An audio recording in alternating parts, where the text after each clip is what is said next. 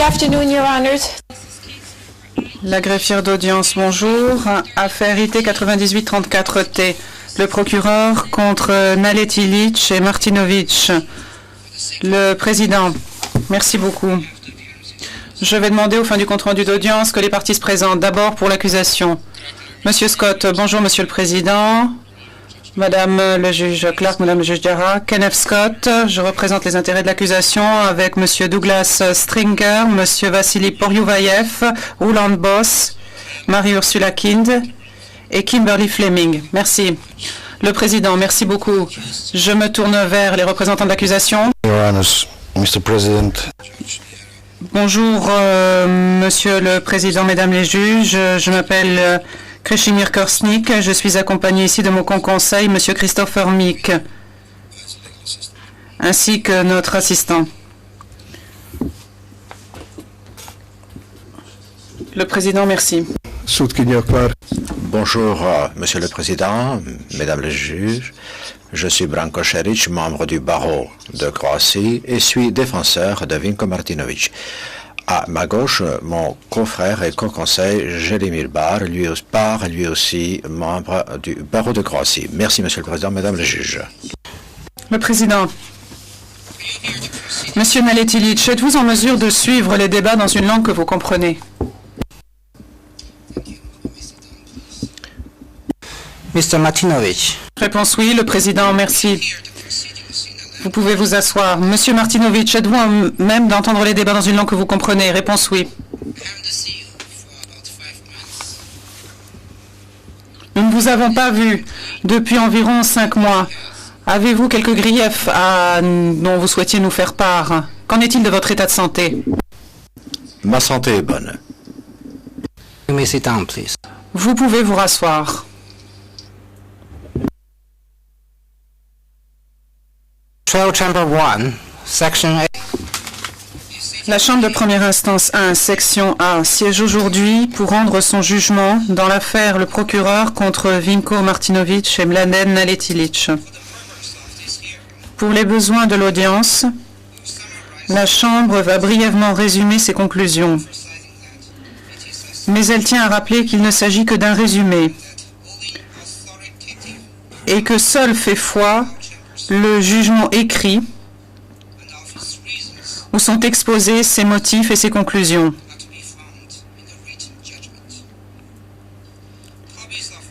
Les exemplaires de ce jugement écrit seront distribués aux parties et au public à la fin de l'audience.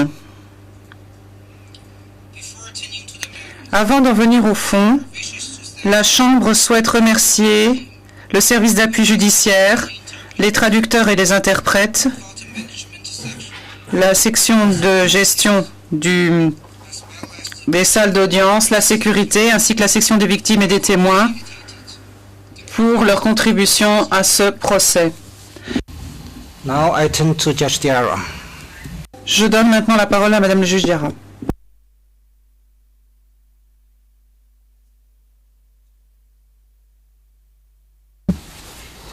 Merci, Monsieur le Président.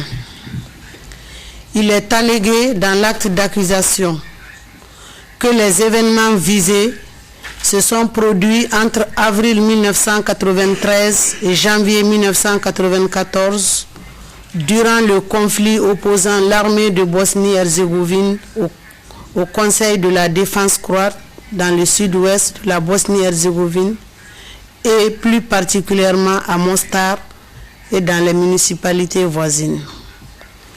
L'accusation a soutenu que ce conflit revêtait un caractère international et que les crimes allégués faisaient partie d'une attaque généralisée à grande échelle ou systématique dirigée contre la population musulmane de Bosnie. Mladen Nalet Ilic et Vinko Martinovic sont accusés de crimes contre l'humanité, d'infractions graves aux conventions de Genève de 1949 et de violation des lois ou coutumes de la guerre en tant que commandant disciplinaire et de l'ATG Vinko Skrobo, respectivement. Leur responsabilité pénale à tous deux est engagée tant à titre individuel, en application de l'article 7.1 du statut, et qu'en leur qualité de supérieur hiérarchique, en application de l'article 7.3 du statut. Plus précisément, Mladen Naletilich a comparu pour les chefs d'accusation suivants. Premièrement, persécution pour des raisons politiques, raciales et religieuses, à raison de la détention illégale, le transfert illégal, les mauvais traitements et le travail illégal infligé aux musulmans de Bosnie, ainsi que pour la destruction et le pillage des biens appartenant aux musulmans de Bosnie. Deuxièmement, actes inhumains, traitement inhumain, traitement cruel, travail illégal, meurtre et homicide intentionnel pour avoir contraint des détenus musulmans de Bosnie à accomplir des tâches dangereuses ou illégales en les mettant parfois sciemment en grand danger d'être blessés ou tués. Chef 2 à 8. Troisièmement, torture, traitement cruel et fait de causer intentionnellement de grandes souffrances ou de porter des atteintes graves à l'intégrité physique ou à la santé en raison des mauvais traitements infligés aux civils et aux prisonniers de guerre musulmans de Bosnie. Chef 9 à 12. Quatrièmement, transfert illégal des civils. Pour avoir commandé et ordonné le transfert forcé de civils musulmans de Bosnie suite à l'attaque des villages de Sovici et Doliani le 17 avril 1993 et durant le conflit de Mostar entre le 9 mai 1993 et janvier 1994. Chef 18.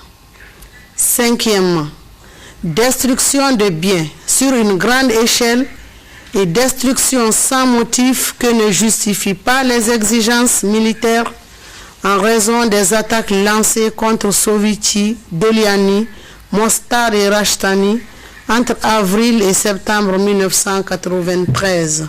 Chef 19 et 20.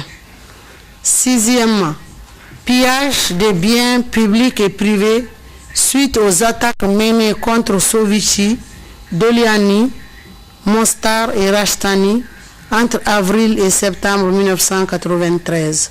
Chef 21. Septièmement, saisie, destruction ou endommagement délibéré d'édifices consacrés au culte pour avoir ordonné la destruction de la mosquée de Sovici suite à l'attaque du village. Chef 22. Au total, 17 chefs d'accusation ont été retenus contre lui. Vinko Martinović a comparu pour les chefs d'accusation suivants. Premièrement, persécution pour des raisons politiques, raciales et religieuses à raison de la détention illégale, le transfert illégal, le mauvais traitement et le travail illégal infligés aux musulmans de Bosnie, ainsi que pour la destruction et le pillage de biens appartenant aux musulmans de Bosnie. Chef 1.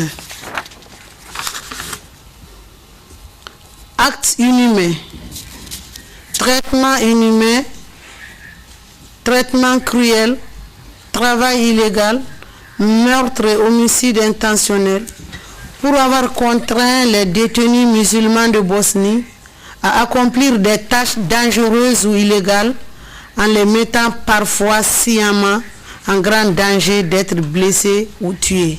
Chef 2 à 8.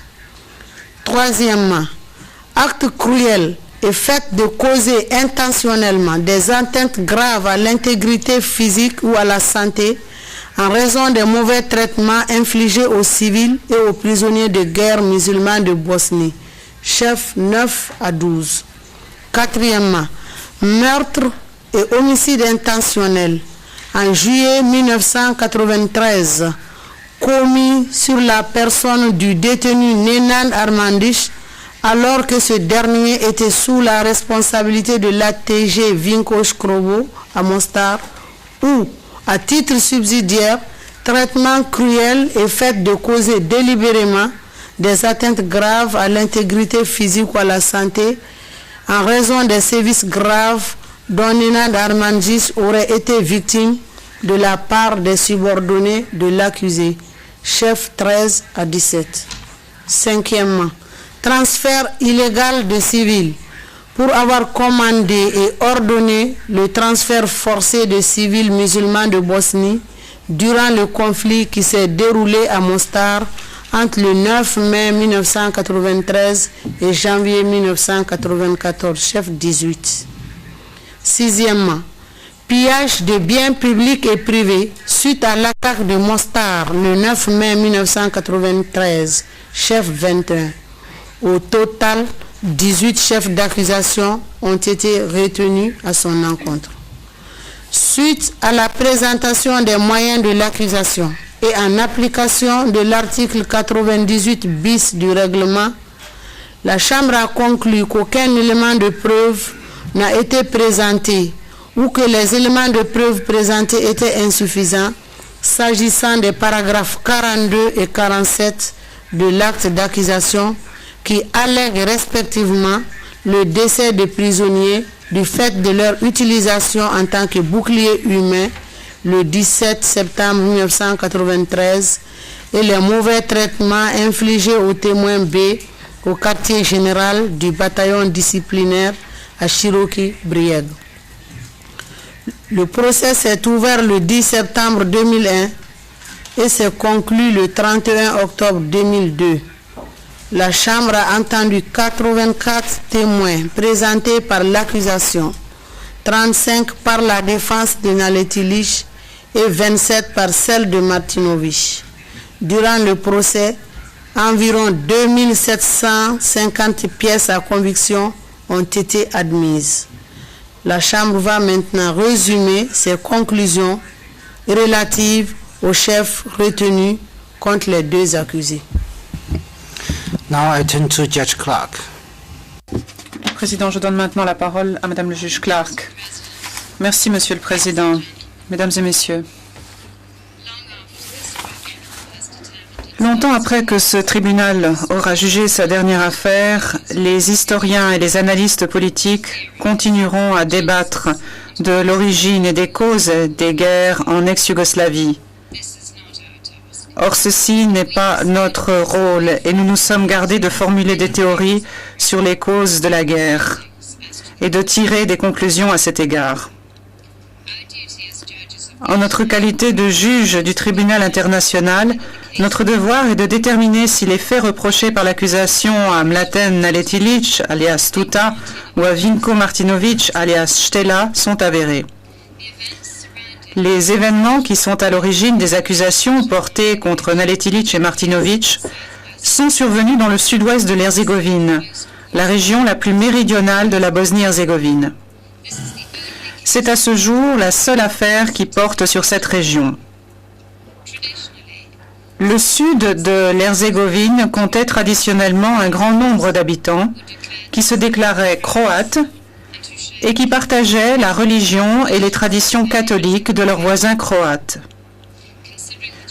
Étant donné la situation géographique des deux pays, ceci n'est pas étonnant.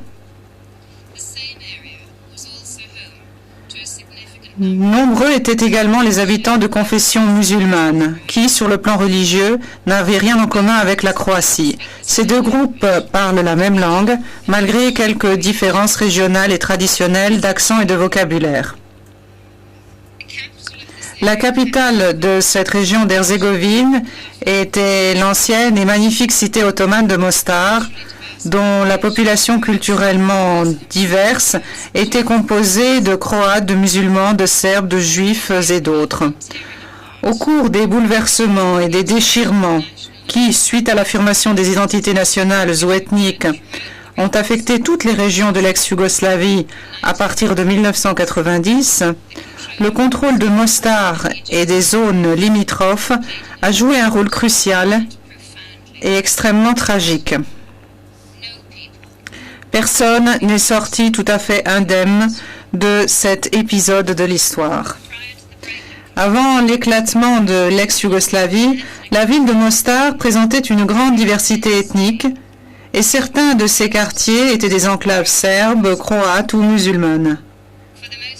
Pour l'essentiel, cependant, la ville était ethniquement mêlée et avait derrière elle une longue tradition de tolérance. En témoigne la présence de monastères franciscains, d'églises orthodoxes, d'une cathédrale catholique romaine, de couvents, d'une synagogue et de 19 mosquées. Des monuments qui ont survécu à de nombreux siècles de changements politiques, dont plus de 40 ans de régime socialiste à parti unique. La ville est coupée en deux par la Neretva, rivière au flot impétueux. La partie la plus ancienne de la ville se situe sur la rive orientale et c'est là, traditionnellement, que se trouvaient les quartiers musulmans et serbes. Lors du conflit serbe, puis de la guerre qui a opposé Croates et musulmans de Bosnie, la partie orientale de la ville a été la cible de violents bombardements. Elle est maintenant en ruine. Le superbe pont à une arche qui enjambait la Neretva pendant 4 siècles a été dynamité puis détruit par l'artillerie en novembre 1993. Mostar et ses environs ont été le théâtre de plusieurs conflits entre différents groupes au cours de la désintégration de la Yougoslavie. Mais le présent jugement ne concerne que la courte période d'avril 1993 à mars 1994. L'acte d'accusation traite uniquement du conflit qui a opposé les Croates et les musulmans en Bosnie-Herzégovine. Ces deux groupes ethniques avaient collaboré et combattu côte à côte en 1992 dans le conflit les opposant aux Serbo-Monténégrins. Malheureusement, de nombreux éléments sur lesquels il ne nous appartient pas de nous prononcer ont abouti à l'éclatement d'un conflit âpre et Mostar a été divisé en deux. L'armée de Bosnie-Herzégovine contrôlant la partie orientale de la ville et le HVO la partie occidentale. Ce fut une guerre dure et très violente. S'agissant du contexte dans lequel s'inscrivent les faits reprochés aux accusés, nous avons remarqué une étrange uniformité dans la manière dont tous les témoins cités ont décrit ces événements tragiques. Ils parlent toujours de la guerre avec les Serbes comme de l'agression serbe ou de l'agression serbo-monténégrine. Mais ils qualifient toujours de guerre le conflit qui a opposé le HVO et l'armée de Bosnie-Herzégovine, c'est-à-dire les Croates et les musulmans. La disparition de plus de 20% de la population de la ville après le retrait serbe à la mi-1992 n'a suscité ni regret ni critique de la part de ces témoins.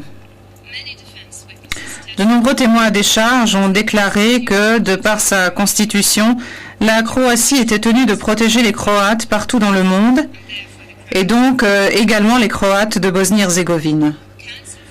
Le Conseil de la défense de Naletivić ainsi que les témoins cités par ce dernier ont rejeté l'appellation croate de Bosnie. Il n'y aurait selon eux que des Croates vivant en Bosnie-Herzégovine. De nombreux témoins à décharge se sont fortement opposés à l'appellation croate de Bosnie, pour finalement, sans doute par inadvertance, souvent l'utiliser eux-mêmes. D'aucuns se sont opposés à l'utilisation du terme de Bosnie pour désigner le pays.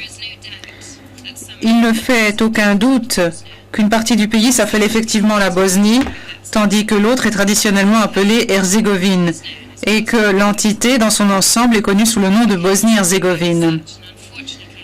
Ce pays, au nom malheureusement bien long, est presque universellement désigné par le raccourci de Bosnie. Telles sont les susceptibilités qui se sont exprimées lors des témoignages au procès. Nous nous proposons donc, aux fins de ce jugement, de désigner les parties au conflit par les termes croates de Bosnie-Herzégovine, musulmans et serbes de Bosnie-Herzégovine. et de n'utiliser le terme de croate seul que pour désigner les citoyens de la République de Croatie. Rappelons que les faits se sont déroulés dans la région d'Herzégovine, en Bosnie-Herzégovine. La plupart des témoins ont fait de leur mieux pour relater des événements douloureux remontant à 8 ou 9 ans. Cependant, la Chambre a parfois été déçue par le caractère mensonger de nombre des témoignages qui lui ont été présentés. Certains témoins ont exagéré les faits, d'autres n'ont pas dit toute la vérité, et d'autres ont délibérément menti. Très souvent, les juges ont été déçus de constater que des témoins bien placés n'avaient rien vu, n'avaient rien entendu et ne savaient rien d'événements importants survenus dans le secteur où ils se trouvaient. La Chambre concède que dans le cadre d'un conflit ethnique dur, les mêmes événements peuvent fréquemment être décrits de manière très différente et parfois irréconciliable. La Chambre a tenu compte de cette possibilité et cette interprétation a été exclue dans le cas des témoins jugés non sincères. Les critiques formulées plus haut visent des témoins qui ont menti de manière tout à fait délibérée et non parce que leur perception, au demeurant sincère des événements, était objectivement erronée. Nous avons à tout moment envisagé les éléments de preuve en partant du principe que la charge de la preuve incombait à l'accusation et que tout doute raisonnable devait bénéficier à l'accusé. En raison de la défiance persistante entre ces deux communautés aux loyautés divisées, nous avons rejeté les preuves pour manque de fiabilité, les preuves apportées par des participants, à moins qu'elles ne soient corroborées par des éléments fournis par des sources indépendantes. Près de 150 témoins ont été entendus et un très grand volume de documents a été soumis à l'examen de la Chambre. Les documents jouent un rôle clé dans ce procès. La grande majorité des documents vient des archives du HVO conservées à Zagreb. Ces documents comprennent certains des registres de la prison ou du camp de l'héliodrome qui montrent que des prisonniers étaient quotidiennement relâchés pour aller travailler pour des unités nommément désignées du HVO et de l'AHV. Les archives du HVO étaient tenues dans un style militaire soigné et méticuleux et enregistrait les rapports et les ordres militaires ainsi que des rapports et des ordres tout aussi soigneusement établis par l'administration civile du gouvernement du HVO. La Chambre a aussi reçu des rapports journaliers hebdomadaires d'observateurs internationaux et d'organisations humanitaires. La Chambre a également reçu des documents saisis au quartier général du Kajinčíka Bojna à Široki suite à ordre de perquisition. Ces documents ont en grande partie confirmé le témoignage de 7 anciens membres du KB et ne laissent planer aucun doute sur le fait que Mladen Naletilić alias Tuta occupait bien les fonctions de commandant suprême du KB. La Chambre a également admis le journal d'un homme soigné, observateur, qui a humblement rapporté au quotidien dans un cahier usagé ce qui se passait au commandement du HVO à Orlovac, à l'ancienne ferme piscicole près de Doljani. Ce journal relate en détail les allées et venues de Tuta au cours de la période concernant les accusations relatives à Sovici et Doljani. En dépit des efforts déployés par la défense afin de minimiser le rôle de l'auteur de ce journal au sein du HVO ou de nier sa présence à la ferme piscicole, la Chambre est convaincue que ce journal est un journal authentique et que c'est un document fiable. La Chambre a ordonné qu'une photocopie en soit faite et qu'elle soit traduite, puis a procédé à une comparaison avec la première photocopie présentée par le témoin qu'il avait gardée, ainsi que l'original pendant des années. La Chambre n'a aucun doute quant à l'authenticité de ce journal, ce qui ne signifie pas que la teneur du journal elle-même soit nécessairement vraie. Le journal reflète ce que l'auteur a rapporté des événements tels qu'ils lui sont arrivés. Il a corroboré le récit que d'autres témoins ont fait du traitement qu'on leur a infligé à leur arrivée à la ferme piscicole en tant que prisonniers. Il a également aidé la défense de Naletilić à montrer que Tuta se trouvait à Doljani le 19 avril 1993 et pas avant cette date. La composante musulmane du gouvernement de Bosnie-Herzégovine a également fourni un petit nombre de documents. Pour la plus grande partie, il s'agit de documents trouvés au même commandement du HVO à la ferme piscicole de Orlovac lorsque l'armée de Bosnie-Herzégovine a pris Doljani en juillet 1993. C'est ainsi que le journal de Radoš a été porté à la connaissance de la Chambre qui a pu voir et examiner l'original. Tous les documents coïncident presque parfaitement avec les témoignages et ils les ont corroborés s'agissant de points litigieux. Ces remarques préliminaires achevées, examinons maintenant les faits. Mladen Naletilić a 56 ans. Il est né le 1er décembre 1946 à Široki Brijek, en Bosnie-Herzégovine. En l'espèce, les témoins ont eu souvent recours à des surnoms pour désigner certaines personnes. Et beaucoup de personnes n'étaient d'ailleurs connues que par leur surnom, à tel point qu'on en oubliait leur nom officiel. Mladen Naletilić est surnommé Tuta. Et de nombreux témoins ne le connaissaient en effet que sous ce surnom, ou encore sous le surnom de Monsieur Tuta ou de Général Tuta. L'accusé signait souvent les documents uniquement de son surnom, mais parfois aussi de Mladen Naletilić Tuta. C'est donc sous ce surnom qu'il est désigné dans l'acte d'accusation. Široki Brijek se trouve à 14 km à l'ouest de Mostar, sur la route principale qui relie Mostar à la frontière croate, ou à la côte adriatique. Il se situe à 40 km de Doljani et Sovici. Tout le monde s'accorde à dire que Široki Brijek est une ville exclusivement catholique comptant moins de 30 000 habitants. Vu sa taille, on peut dire que Široki Brijek a joué un rôle étonnamment important dans cette affaire, étant donné qu'il s'agissait de la ville natale de Mladen Naletilić, ainsi que du lieu de naissance ou de résidence d'un grand nombre de témoins cités à comparaître pour la défense de Naletilić.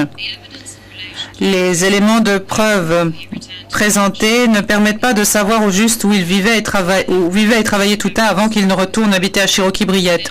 Il a été indirectement fait allusion à sa richesse, à sa villa avec jardin paysager et piscine construite sur un terrain sans arrivée d'eau et au fait qu'il se faisait conduire dans une voiture de luxe entourée de gardes du corps. Il a vécu une bonne partie de sa vie hors d'Herzégovine, en Allemagne, et au début des années 90 est retourné vivre à Široki Brijek et s'y est fait construire une villa. Les habitants de Široki Brijek semblent le considérer comme un généreux donateur, ayant soutenu les activités religieuses et sportives de la ville alors qu'il vivait et travaillait à l'étranger. En 1991, Tuta avait dans les 45 ans. C'est un homme de petite carrure habitué à porter les cheveux longs. Des photographes prises au moment du conflit montrent un homme fluet, portant des lunettes, une barbe et des cheveux grisonnants mi-longs. Il n'offre pas l'image habituelle d'un chef militaire. Il est retourné à Široki Brijek en 1990 et 91, alors qu'il avait déjà formé un groupe paramilitaire indépendant, connu sous le nom de bataillon disciplinaire. Kaznienička Bojna ou KB, avec l'approbation de Franjo Tudjman qui en avait été informé. Le groupe était décrit comme une unité spécialisée dans le sabotage et l'infiltration des lignes ennemies.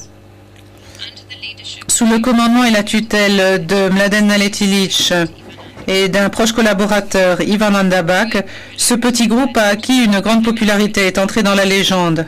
Il aurait joué, selon ses admirateurs, un rôle majeur dans la défaite des Serbes et dans la libération de Mostar au cours du printemps 92. La désintégration de la Yougoslavie et la disparition du régime de parti unique ont abouti à une période d'anarchie extrême. Le Conseil de la défense de Naletilić a présenté ces jours de conflits opposant les différents groupes ethniques à Mostar en ces termes. Quiconque possédait une arme était un soldat et quiconque avait assez d'argent pouvait acheter des armes et des uniformes, créer une unité et s'en déclarer le chef. Il semble qu'en défi de l'embargo sur les armes, les Croates de Bosnie-Herzégovine pouvaient facilement se procurer armes et uniformes plus tard. Ce fut le cas de la majorité des habitants. Après le repli des Serbes, Tuta, qui simplement connu dans sa localité sous ce prénom, a en quelque sorte acquis le statut de héros.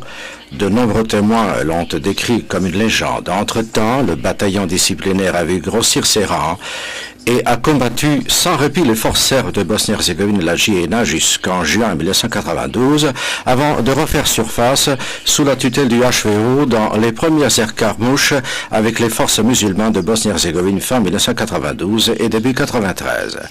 Tuta était un proche ami et collaborateur de Gojko Šušak, ministre croate de la Défense, ce qui lui permettait d'avoir accès direct au président Franjo Tudjman. Il était lié à Mato Boban, le président du HDZ en Bosnie-Herzégovine et président de la HZHB.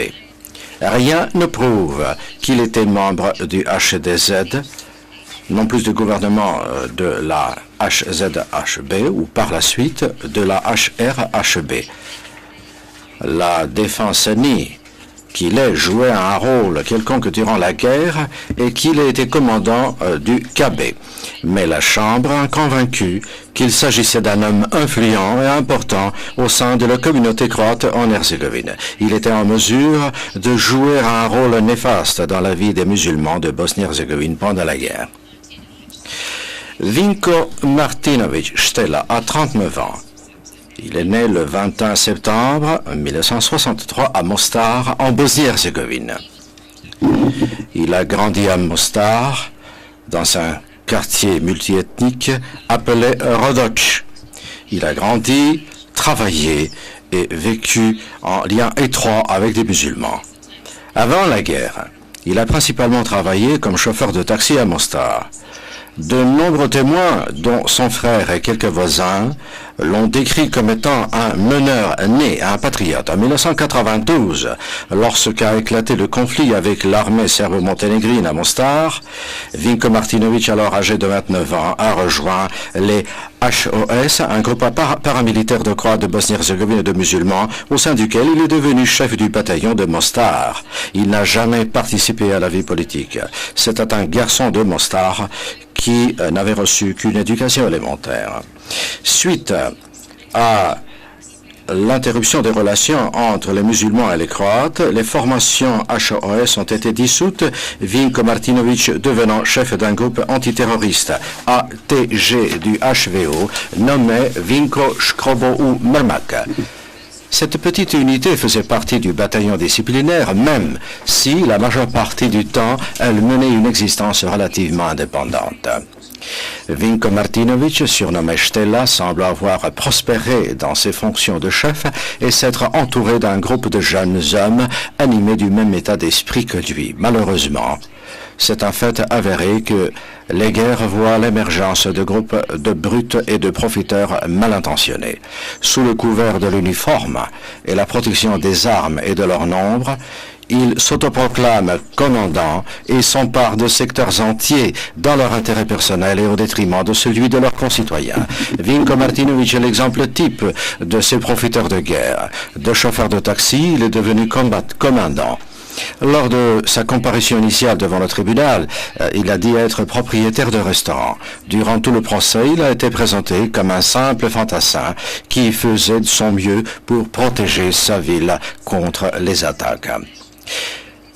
Il est allégué que les crimes visés dans les 22 chefs de l'acte d'accusation ont été commis dans le cadre d'un conflit armé international et alors que la République de Bosnie-Herzégovine était partiellement occupée. Ces crimes auraient été commis par le KB avec les forces armées du HVO qui étaient, d'après l'accusation, aidées et soutenues par la HV dans les municipalités de Mostar et de Jablanica.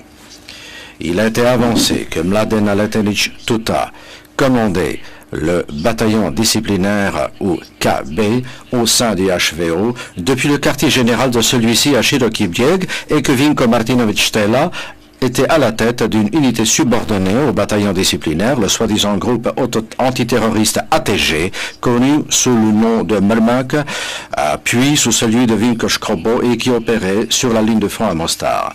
L'accusation a avancé que le 17 avril 1993, des forces de la HV et du HVO, dans le bataillon disciplinaire KB, ont, sous le commandement général de Mladen Aletelić Tuta, participé aux attaques lancées contre Sovice et Doljani, deux villages de la municipalité localité de Jablanica. Au cours de cette opération, la population musulmane de Bosnie-Herzégovine a été expulsée de force de ses foyers et de ses villages, et des mosquées ont été détruites. Les premières constatations de la Chambre porteront par conséquent sur ces deux villages, répondant aux questions de savoir si les événements se sont produits dans le cadre d'un conflit armé international, si Mladen Naletelić a été le chef du KB à l'époque, et s'il a exercé le commandement général de l'opération militaire de Sovici et de Doljani. L'accusation a élégué en outre que le 9 mai 1993, des forces de la HV et du HVO dans le bataillon disciplinaire KB et l'unité Mrmak, ultérieurement devenue l'unité Vinkoš-Krobo, ont lancé une offensive militaire de grande envergure contre la population musulmane de Bosnie-Herzégovine à Mostar, établissant ainsi une ligne de front qui divisait la ville entre les Croates et les musulmans. Lors de sa plaidoirie, la défense de Naletelić a porté à la connaissance de la Chambre les écrits d'un certain professeur de droit et d'anthropologie qui aurait écrit au sujet de ce tribunal que la justice qu'il rend est entachée de parti pris parce que les décisions d'engager les poursuites se fondent sur les caractéristiques nationales de l'accusé plutôt que sur les preuves disponibles montrant ce qu'il a fait. La défense a également rappelé à la Chambre de première instance, après que l'arrêt rendu par la Chambre d'appel dans l'affaire Kupreškić a infirmé les conclusions de la Chambre de première instance et acquitté les accusés. Et l'a pressé la Chambre d'appliquer à l'espèce les principes décrits dans cet arrêt. La Chambre peut assurer les parties qu'elle a entendu et mûrement pesé les nombreux arguments sérieux présentés par les représentants de la défense et de l'accusation. Sur de nombreux points, les deux accusés ont cité les mêmes témoins et adopté une ligne juridique similaire. Il n'y avait pas de différence majeure entre eux sur des questions litigieuses. Les deux accusés ont choisi de nier tous les faits importants et de considérer tous les faits comme litigieux. Bien que Vinko Martinović ait reconnu dans son mémoire préalable avoir été commandant de la TG, Vinkoš-Krobo, durant la période concernée. Au procès, il a paru avoir retiré cette concession. Durant leur contre-interrogatoire, nombre d'anciens prisonniers du camp de l'Héliodrome ont été interrogés sur leur connaissance visuelle de Stella, de son quartier général de la rue Kalemova et de la ligne de front sur le boulevard. La défense de Mladen Naletelić a avant tout cherché à prouver que ce n'était pas lui le commandant du KB, mais Ivan Andabak. Durant la présentation des moyens de cet accusé, après le contre-interrogatoire de plus de 50 témoins et la comparution de 7 témoins à des charges, la défense s'est faite plus précise. Pour la première fois, la Chambre a entendu qu'il avait démissionné de ses fonctions du KB au début de l'automne 1992 en raison d'une santé défaillante et qu'il n'était pas donc responsable ni comme supérieur hiérarchique ni comme auteur des actes portés à sa charge. De toute évidence, si l'accusation n'arrivait pas à prouver au-delà de tout doute raisonnable que Mladen Naletelić était le commandant du KB d'avril 1993 à janvier 1994, alors toutes les accusations portées contre lui tomberaient et il devait être acquitté. Une telle conclusion n'aurait aucune incidence sur les accusations portées contre Vinko Martinović Stella, même si, bien entendu, le rejet d'une grande partie des preuves apportées contre Naletelić diminuerait la crédibilité des témoins ayant déposé sur le rôle joué par les deux secteurs. Deux accusés se reprend la tapette. Avant d'en venir plus précisément au chef de l'acte d'accusation, la Chambre souhaitait présenter ses conclusions factuelles s'agissant de l'ordre chronologique des événements qui en sont à l'origine. Dans cette affaire, les témoins et les documents concernent principalement le contexte du conflit, l'implication de la Croatie dans celui-ci, la place du KB dans la structure militaire du HVO et des lieux où se sont déroulés les faits allégués. Les accusés doivent répondre d'infractions graves aux conventions de Genève, telles qu'énoncées à l'article 2 du statut. Les conditions de déclenchement de la compétence du tribunal sont donc les suivants. Le conflit doit être rendu international par l'intervention d'un autre État, soit qu'il déploie directement ses troupes, soit qu'il intervienne indirectement en exerçant un contrôle global sur l'une des parties au conflit. Les victimes des crimes allégués doivent être des personnes protégées. Les circonstances qui ont abouti au conflit entre le HVO et la BIH dans cette partie de l'Herzégovine ne diffèrent pas ou peu du contexte factuel et historique des deux autres affaires déjà jugées par ce tribunal pénal international. Il s'agit des affaires le procureur contre Blaškić et le procureur contre Kordić et Čerkez. Bien que ces deux affaires concernent le conflit qui opposait le HVO à la BH dans la vallée de la Lachfa, les éléments principaux sont identiques s'agissant des conditions de déclenchement de la compétence. Les faits allégués de l'espèce, comme dans l'affaire Blaškić et Kordić, se sont produits dans l'entité autoproclamée de l'Herzeg-Bosna. Les lieux de crime présentés dans cette affaire, tout comme dans l'affaire Blaškić et Kordić, se sont produits dans l'entité proclamée de Herzeg-Bosna. Comme dans ces deux autres affaires, le déploiement de troupes et d'équipements de l'armée croate en Herzégovine durant la période visée par l'accusation est amplement prouvé. Beaucoup de victimes et de prisonniers qui ont été témoignés en l'espèce ont vu quotidiennement des soldats portant l'uniforme de la HV, conduisant des véhicules de la HV et occupant des zones distinctes de l'héliodrome, une ancienne caserne de la JNA, qui abritait durant le conflit des prisonniers de guerre et d'autres détenus, principalement des musulmans.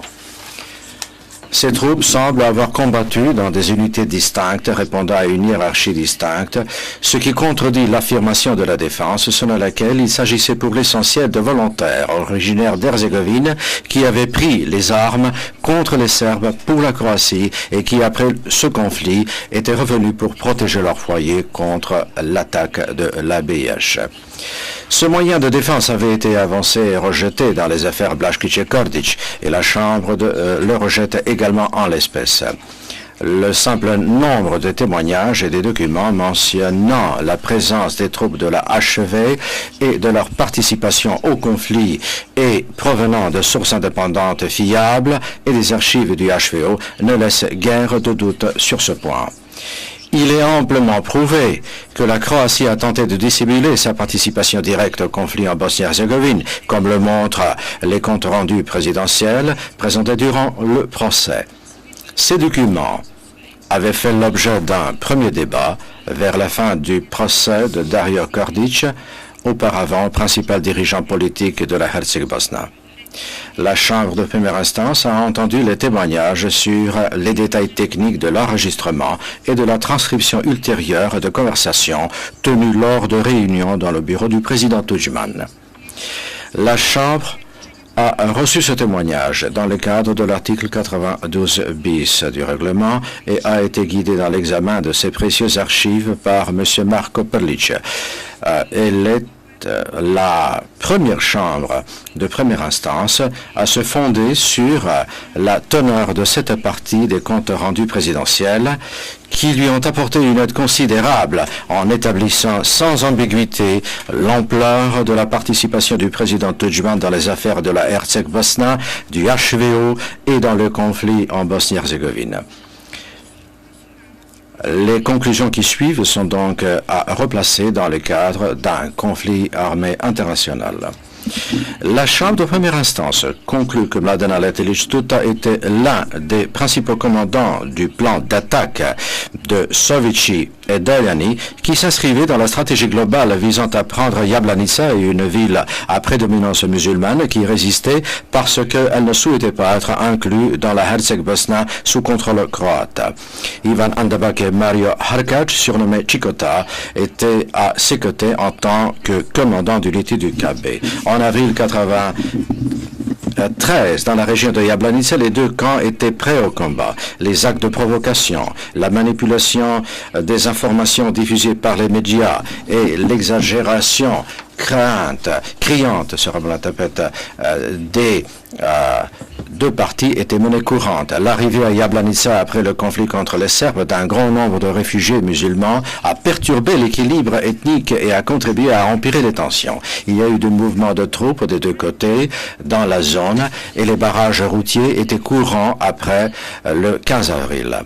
La population musulmane locale a été moins prise au dépourvu que les témoins ne sont prêts à le reconnaître. La Chambre n'a pas vocation à porter un jugement sur la situation politique globale qui dominait le conflit dans son ensemble.